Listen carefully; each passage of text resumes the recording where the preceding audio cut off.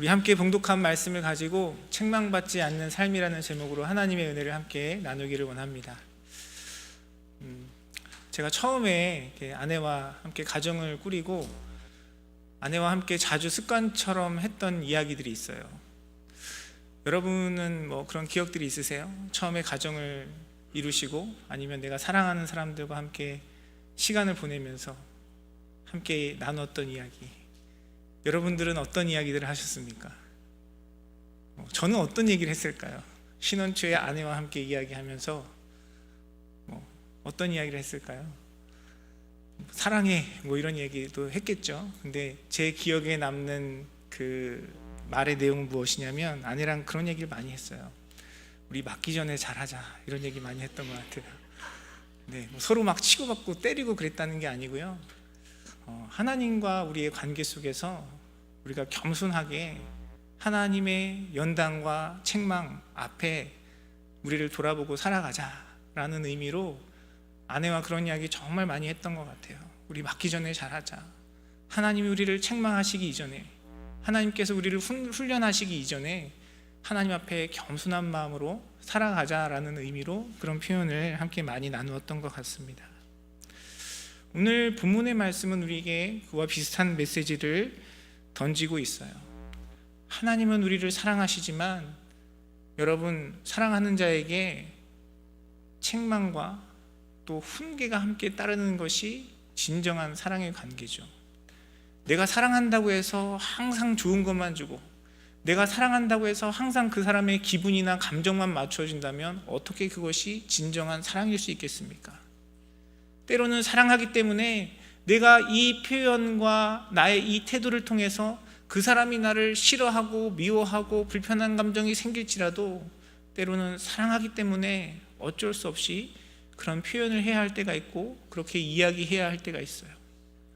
저도 두 아들을 키우면서 아이들이 지금보다 훨씬 어리고 철이 없을 때, 아이들을 야단칠 때 그런 표현 많이 했던 것 같아요. 얘들아, 아빠는 정말 너희 야단치고 싶지 않아.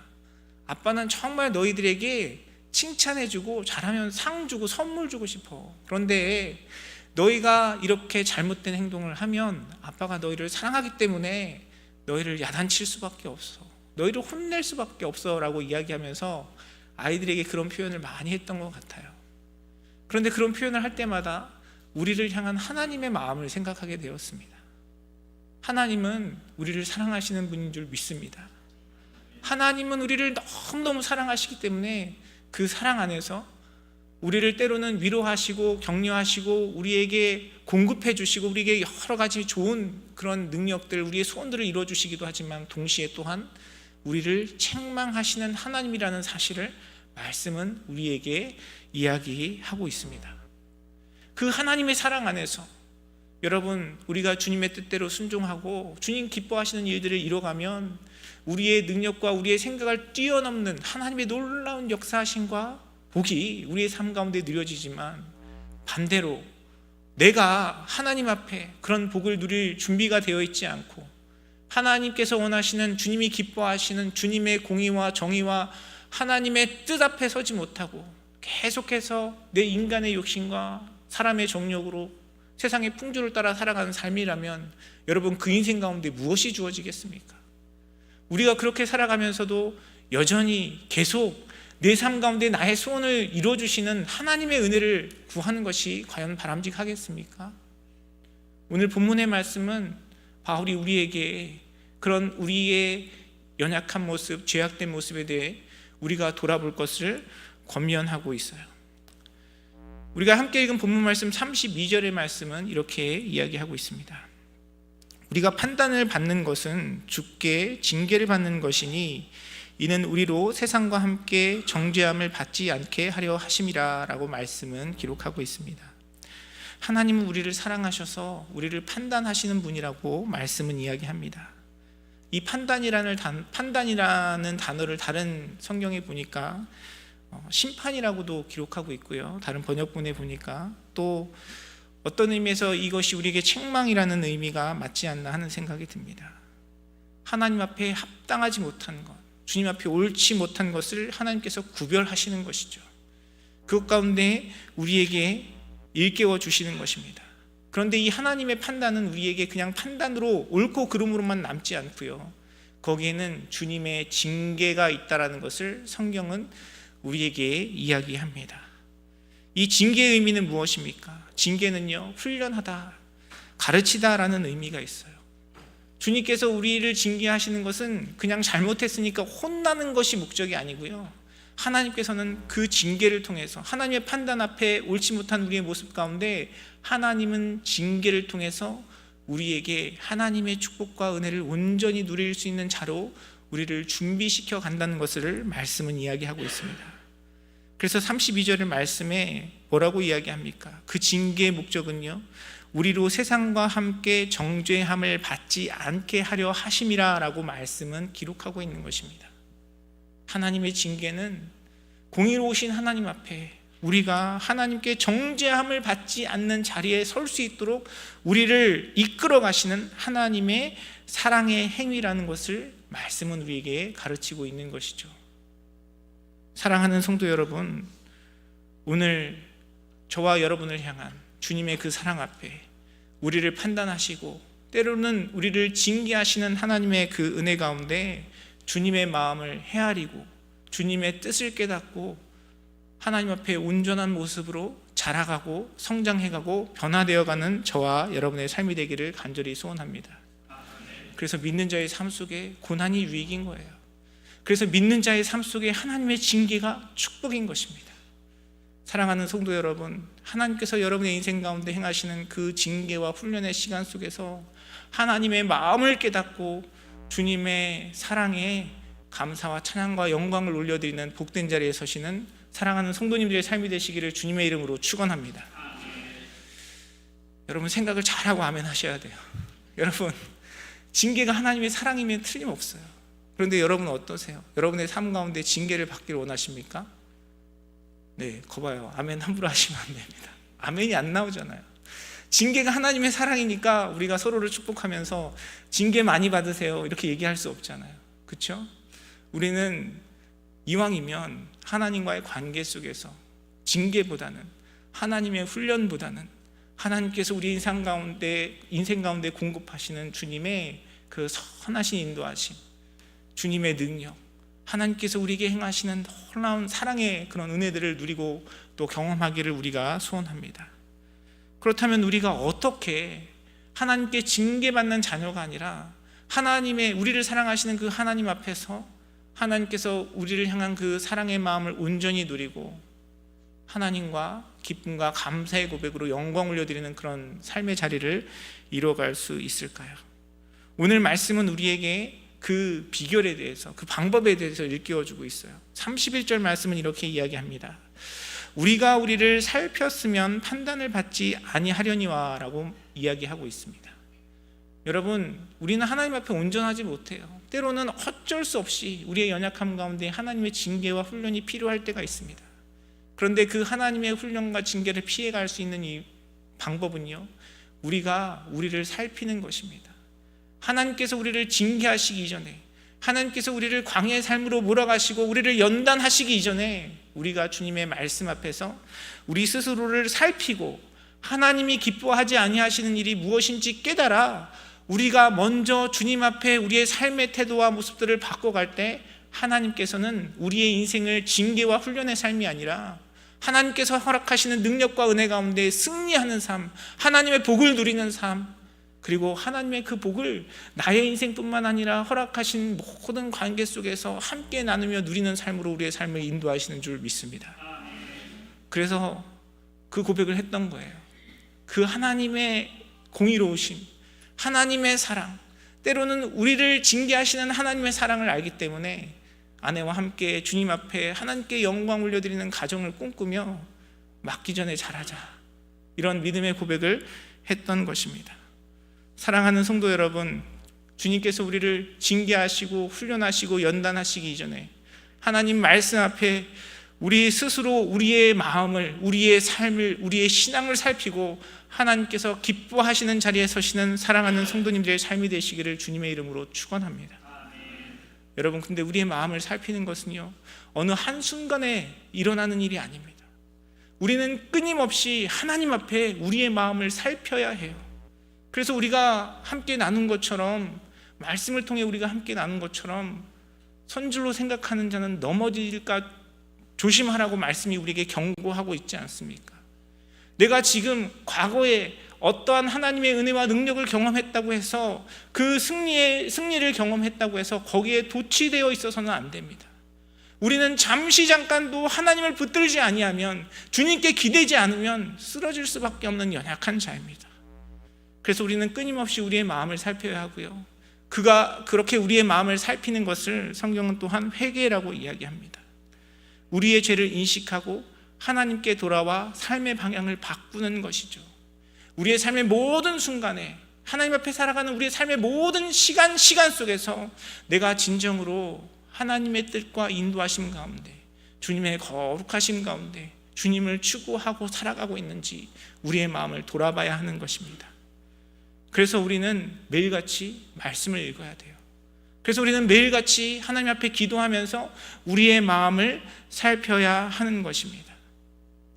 여러분, 우리가 말씀으로 주님과 교제하는 그 일의 목적이 무엇입니까? 우리에게 지식을 쌓아가는 것이 아니에요. 하나님의 말씀과 뜻 앞에 우리의 마음을 살피는 것입니다. 나의 삶을 살피는 것이에요. 나의 삶의 태도와 나의 영의 상태를 살피는 것입니다. 그래서 주님께 징계받는 자녀가 아니라 하나님의 칭찬과 하나님의 공급하심과 능력과 승리를 경험하는 자로 살아가기 위하여 날마다 주님 말씀 앞에 서는 저와 여러분의 삶이 되어야 할 줄 믿습니다. 또한 오늘 본문의 말씀은 우리에게 그 일에 대해서 아주 중요한 원칙을 우리에게 일깨워주고 있습니다. 그것은 무엇이냐면, 그렇게 주님 앞에 살피는 일이 나 혼자 하나님과 나와의 관계 속에서 나 스스로 이루어가는 일이 아니라 우리가 함께 이루어가야 하는 일임을 말씀은 이야기하고 있어요. 우리가 우리를 살피는 그 일 가운데 나 혼자, 여러분이 여러분의 마음을 살피라고 바울은 이야기하고 있지 않고요, 자신을 포함하여 우리 모두가 함께 그 살피는 일을 해야 한다라고 성경은 이야기하고 있습니다. 여러분, 그렇죠. 누구도 혼자 설 수 없습니다. 내가 맞고 내가 옳고 내가 잘났다라고 생각하는 그 순간 우리는 이미 넘어진 자예요. 하나님 앞에 나의 연약함을 고백하고 인정하고 나 혼자 설 수 없다는 사실을 인정하며 주님과 교제하는 삶을 이루고, 동시에 하나님께서 허락하신 믿음의 지체들과 함께 마음을 살피는 일을 이루어가야 하는 것입니다. 그래서 우리가 함께 예배하고 또 함께 소그룹 모임을 통해서 하나님의 은혜를 나누고, 옆에 있는 지체들의 그 모습을 통해서 때로는 도전도 받고, 또 어떤 경우에는 지체들의 연약한 모습을 통해서 나의 모습을 깨닫는 거예요. 아, 행여나 나에게는 저런 모습이 없는지, 나는 잘하고 있다고 나 혼자 착각하고 있는 나의 모습이 없는지, 우리 지체들과의 관계 속에서 그러한 깨달음, 그러한 살핌을 이루어 가는 것입니다. 사랑하는 성도 여러분, 우리 믿음의 공동체를 통해 하나님께서 허락하신 그리스도의 몸된 우리 교회의 모든 사역과 삶을 통하여 우리가 함께 주님 앞에 서로를 살피고 하나님께서 원하시는, 기뻐하시는 그 복된 자리에 서는 저와 여러분의 삶이 되기를 간절히 소원합니다. 그렇게 우리가 주님과 함께, 주님 앞에 함께 나아가지 않으면요, 그 누구도 온전히 설 수 없어요. 왜냐하면 자기는 자기 모습을 잘 들여다볼 수 없기 때문에 그래요. 그래서 하나님께서는 함께 미뤄가는 그 우리 믿음의 공동체를 통해서 그 관계 속에서 하나님께서 우리 자신을 돌아볼 수 있게 하는 것이죠. 여러분, 우리는 늘 말씀 앞에 우리가 준비되고 서 있는 자로 착각할 때가 많이 있어요. 그런데 언제 우리의 삶 속에 우리의 죄악, 우리의 연약함이 드러납니까? 인생의 여러 가지 고난과 어려움과 시련이 다가올 때 그것이 드러나는 거예요. 하나님을 향한 진정한 믿음은 우리가 성공하고 성취하고 뭔가 일이 잘 될 때가 아니라 우리 인생의 고난과 역경과 갈등이 있을 때 우리의 믿음이 드러나는 것입니다. 그래서 때로는 우리 믿음의 공동체 안에 지체들과의 관계 속에서 사랑과 교제를 나누는 일뿐만 아니라 갈등과 어려움도 하나님께서 우리를 살펴보게 하시는 귀한 도구로 쓰임 받을 수 있는 겁니다. 그러한 상황 속에서 우리의 믿음 없음이 드러나는 것이죠. 오늘 본문의 배경이 되는 고린도 교회의 그 모습도 마찬가지입니다. 지금 우리가 함께 읽은 본문의 말씀의 배경은 여러분 잘 아시는 것처럼 성찬에 대한 내용이에요. 성찬을 통해서 예수님께서 명하신 그 일을 함께 지키면서 나누니까 그들의 마음과 중심이 얼마나 자기중심적이고 죄악된 모습인지 드러나게 되는 것이죠. 성찬의 문제 가운데 생기는 여러 가지 갈등이 무엇 때문에 나타났습니까? 성찬을 했기 때문에 나타난 것이 아니고요, 그들 마음과 중심 가운데 있던 그 이기적이고 죄악의 마음들이 성찬 가운데 드러난 것이죠. 이런 주님께서 명하신 성찬의 행함이 없으면 그것이 나에게, 그런 죄악이 나에게 있는지, 내가 그 음식 앞에, 물질 앞에 얼마나 이기적인지가 드러날 수 있는 기회가 없는 것이에요. 그래서 우리가 주님 앞에 살아가는 모든 삶은 의미가 있는 것입니다. 때로는 그것이 나에게 위로가 되고 기쁨이 될 때뿐만 아니라 상처가 되고 갈등이 되고 어려움이 있을 때, 오히려 그때 우리는 우리의 마음을 살펴봐야 돼요. 사랑하는 성도 여러분, 하나님께서 불러주신 그 은혜 가운데, 주님께서 한 몸으로 불러주신 이 은혜의 믿음의 공동체 가운데 주님 앞에 겸손하게 우리 자신을 살피고 주님 안에 자라가고 성장하는 저와 여러분의 삶이 되기를 간절히 소원합니다. 그렇게 우리가 살피지 않으면요, 우리는 주님의 징계, 주님의 판단, 주님의 훈련, 연단의 시간을 지나갈 수밖에 없어요. 주님은 우리를 사랑하시기에 사랑하는 자에게, 그 사랑하는 자가 스스로 깨닫지 못하고 자신의 마음을 살펴보지 아니하면 하나님께서는 그들을 징계하시고 훈련하실 수밖에 없는 겁니다. 사랑하는 성도 여러분, 우리가 주님의 은혜와 축복과 주님의 승리와 능력을 구하기 이전에 하나님 앞에 그러한 그릇이 준비되어 있는지 믿음 앞에 우리 자신을 살피고 먼저 깨닫고 주님 앞에 온전한 모습으로 서는 저와 여러분의 삶, 우리 믿음의 공동체가 되기를 주님의 이름으로 축원합니다. 우리는 하나님의 능력, 하나님의 은혜, 하나님의 역사하심을 생각하면요, 뭔가 대단하고 엄청난 것을 생각할 때가 많이 있어요.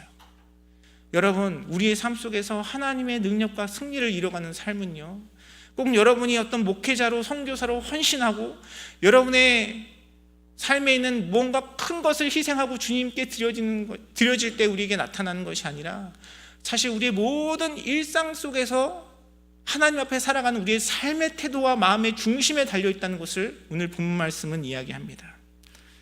여러분, 고린도전서 11장에서 이야기하고 있는 이 성찬의 갈등과 문제 속에서 바울이 해결책으로 제시하고 권면하고 있는 내용이 있어요. 그것이 무엇이냐면 33절의 말씀입니다. 33절 말씀은 이렇게 기록합니다. 그런즉 내 형제들아, 먹으러 모일 때에 서로 기다리라 라고 이야기하고 있습니다.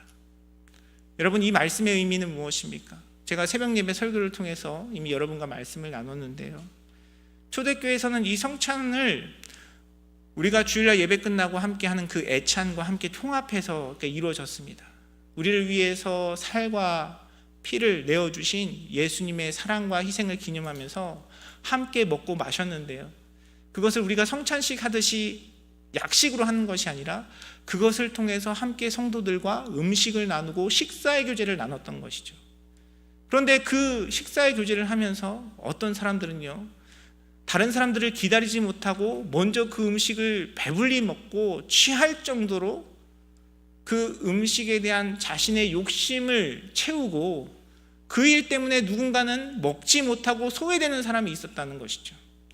그리고 그 성찬이, 그 애찬이 지금 우리가 하는 것처럼 교회에서 일괄적으로 준비하는 것이 아니라 각자 자기의 형편에 따라서 가져온 것을 함께 나누는 것이었기 때문에 부유한 사람들은 풍부하게 많이 가져와서 많이 먹고 누군가는 가져올 것이 없어서 줄이고 굶주렸다는 것을 바울은 책망하는 것입니다.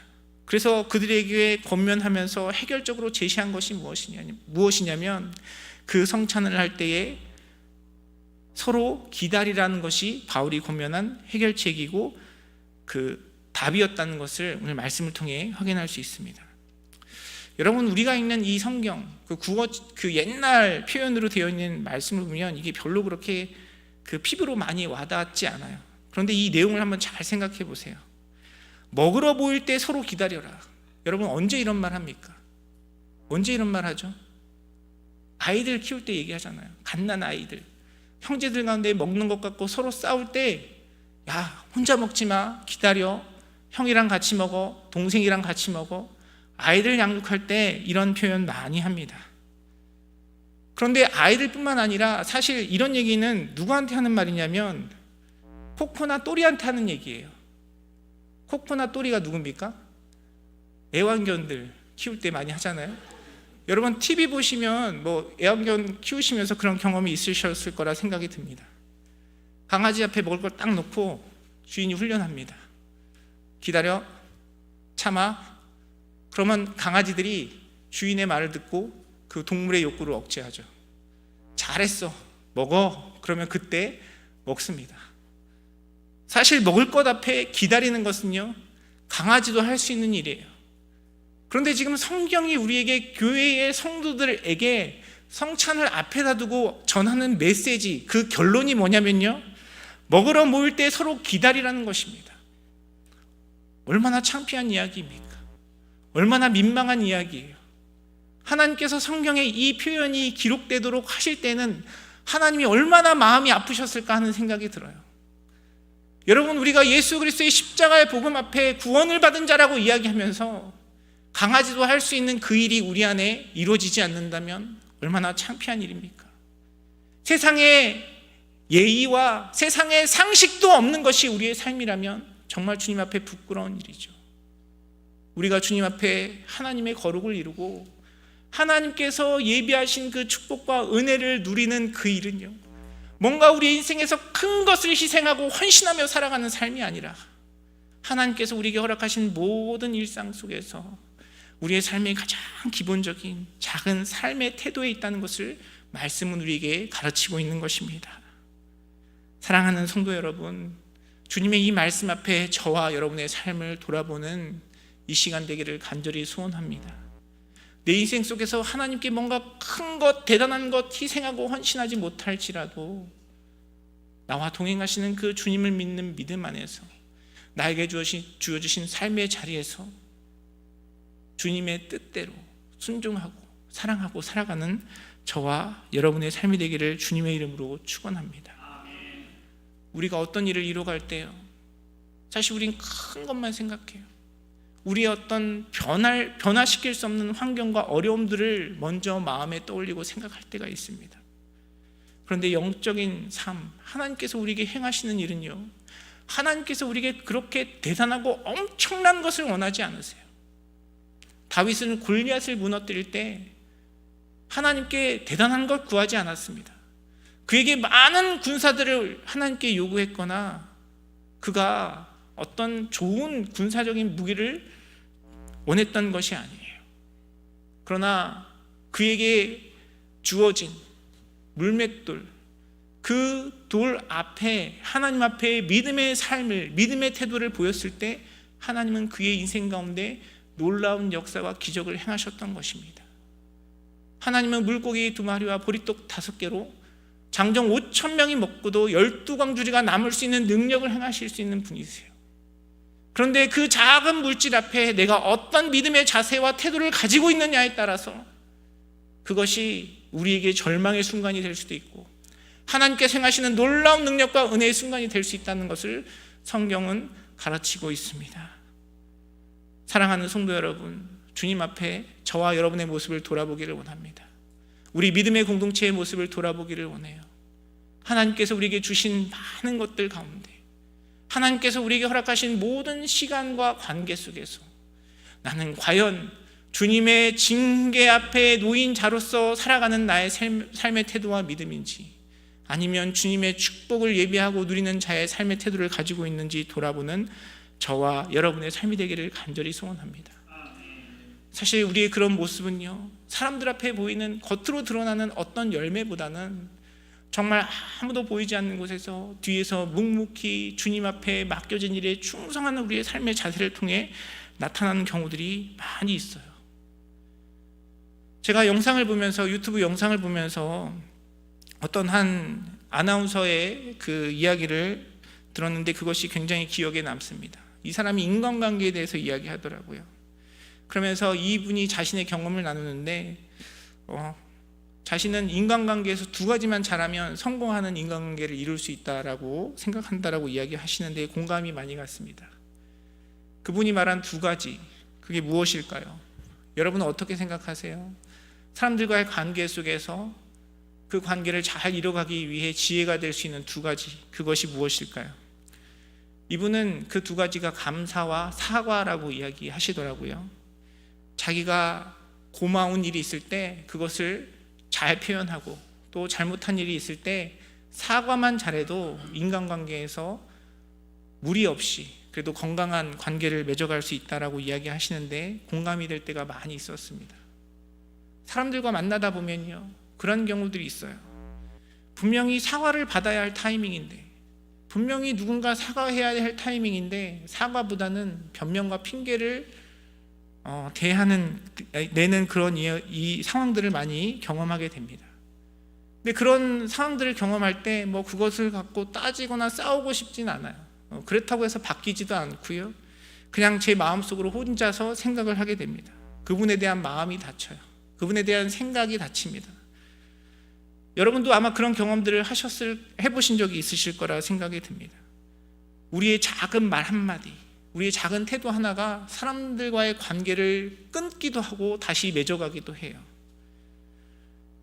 우리의 신앙의 삶도 마찬가지입니다. 하나님과의 관계 속에서 우리의 인생에 하나님의 축복과 은혜를 누리는 삶은요, 어떤 우리의 대단한 희생과 헌신에 있지 않아요.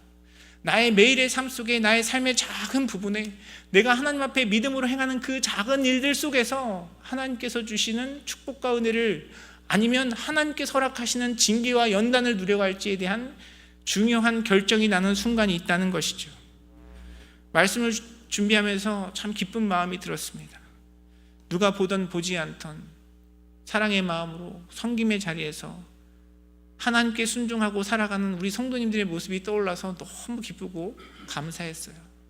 사랑하는 성도 여러분, 그 선한 일들 가운데 낙심하지 말고 끝까지 인내함으로 하나님께서 여러분의 인생 가운데 예비하신 축복을 누리시는 복된 자리에 서시는 사랑하는 성도님들의 삶이 되시기를 주님의 이름으로 축원합니다. 그것이 성경이 우리에게 이야기하는 거예요. 모든 사람들이 함께 먹을 음식을 준비하라고 성경이 우리에게 이야기하고 있지 않고요, 먹을 때에 그냥 기다리는 것만으로도 하나님께서 우리 인생을 향한, 우리 공동체를 향한 주님의 뜻을 이뤄갈 수 있다라고 말씀은 이야기하고 있는 것입니다. 제가 얼마 전에 한 목사님과 교제를 하면서 그런 이야기를 들은 적이 있어요. 예수님 제일 믿기 어려운 분들, 신앙생활 하기 어려운 분들, 그런 부류가 있는데 그 부류 중에 하나가 식당에서 일하시는 분들이라고 이야기하더라고요. 왜 그러냐고 여쭤보니까, 식당에 와서 여러분도 LA에 있는 주변에 식당에 많이 가시면서 경험하실 거라 생각이 듭니다. 제가 봐도 저분들은 어느 교회에서 왔구나, 이렇게 느낌이 와요. 같이 대화하는 내용이나 서로 부르는 호칭이나 권사님, 목사님, 장로님 하면서 그런 내용들을 들으면 그분들이 교회에서 오셨구나, 함께 식사하러 오셨구나, 이렇게 느껴질 때가 있습니다. 그런데 누가 봐도 교회에서 함께 식사하러 왔는데 그분들이 식당에서 사람들을 대하는 태도가 시험이 된다는 거예요. 더군다나 그 식당에서 서빙을 하시는 분들에게 하대하고 함부로 예의 없이 행동하는 그 모습들을 보면서 서로 권사님, 목사님, 장로님 하는 그 표현들을 들을 때 그분들이 교회에 절대 오고 싶어 하지 않는다라는 이야기를 들은 적이 있습니다. 여러분, 어떻게 보면요, 우리가 전도하고 복음을 전하는 일들도 어떤 대단한 일들 가운데 있지 않아요.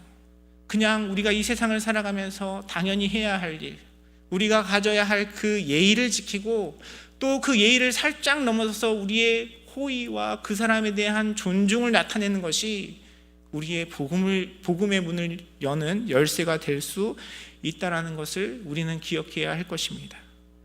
사랑하는 성도 여러분, 오늘 우리에게 주신 말씀 앞에 우리의 말과 혀로만이 아니라 정말 우리의 삶의 태도로서, 그리스도인으로서 나에게 베푸신 주님의 은혜를 나타내는 복된 자리에 서시는 사랑하는 성도님들의 삶이 되시기를 주님의 이름으로 축원합니다. 여러분, 우리가 그게 되지 않으면 아무리 우리가 사람들 보이는 앞에서 무엇인가를 이야기하고 자랑해도 하나님께서 허락하시는 징계와 연단 앞에 놓일 수밖에 없어요. 주님 앞에 충성함으로, 우리에게 허락하신 그 작은 일들 가운데 순종함으로 하나님께 영광 올려드리는 복된 자리에 서시는 사랑하는 성도님들의 삶이 되시기를 주님의 이름으로 축원합니다. 오히려 하나님 앞에 살아가는 우리의 삶 속에서 제가 성도님들과 교제하면서 정말 작은 부분에 감동받고 또 제 자신을 돌아보는 경우들이 많이 있어요. 지난주에도 우리 소망선교 어르신들과 함께 식사할 시간이 있었는데, 예전에 그 한국 교회가 그랬지만 우리 권사님들 항상 이 손주보다도 더 어린 목회자 항상 존중해 주시고 사랑해 주시고 또 존경해 주시는 그 태도를 보면서 제가 많은 것을 배웁니다. 식사할 때도 음식을 이렇게 나누시는데 그러시는 거예요. 질서가 있어야 된다고 저에게 먼저 하라고 말씀하시는 겁니다. 여러분, 밥상 앞에서는 여러분 질서는 우리 어르신들이 먼저 하시는 게 질서죠. 그런데 제가 그것을 보면서 이분들의 겸손이 느껴졌어요. 하나님 말씀 앞에, 하나님 허락하신 권위 앞에서 이분들이 행하시는 그 마음의 자세와 겸손이 느껴졌습니다. 그러면서 우리 권사님들 생각하면서 기도하면서 감사한 거예요. 이분들의 인생 가운데 베푸시는 하나님의 은혜, 하나님께서 역사하시는 그 모습들을 보면서 이분들이 감사하면서 사실 수밖에 없는 이유가 있다는 것을 깨닫게 되었습니다. 여러분, 성경은 우리에게 뭐라고 이야기합니까? 목회자에게 한 것이 곧 나에게 한 것이라고 주님 말씀하지 않으셨죠. 누구에게 한 것이 곧 나에게 한 것이라고 말씀하셨습니까? 지극히 작은 자에게 한 것이 곧 나에게 한 것이라고 말씀하셨어요.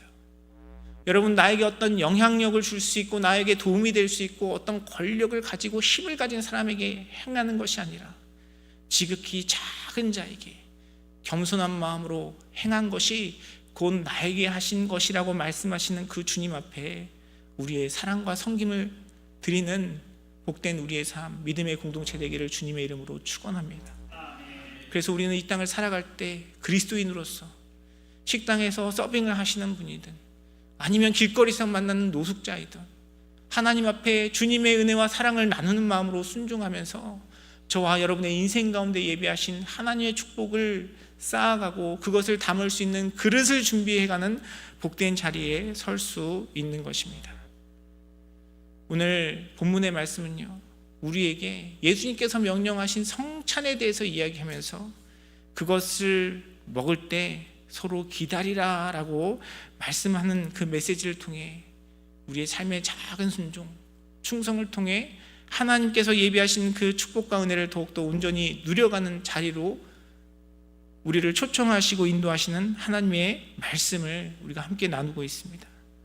오늘 우리에게 주신 이 말씀이 저와 여러분의 심령 가운데 주시는 주님의 말씀으로 들리며 깨달아지고 하나님 말씀 앞에 우리 자신을 돌아보고 우리 스스로를 살펴보고 함께 우리를 살펴보고 하나님께서 예비하신 그 축복과 은혜를 누리는 복된 자리에 서시는 우리 사랑하는 성도님들의 삶과 우리 믿음의 공동체가 되기를 주님의 이름으로 축원합니다.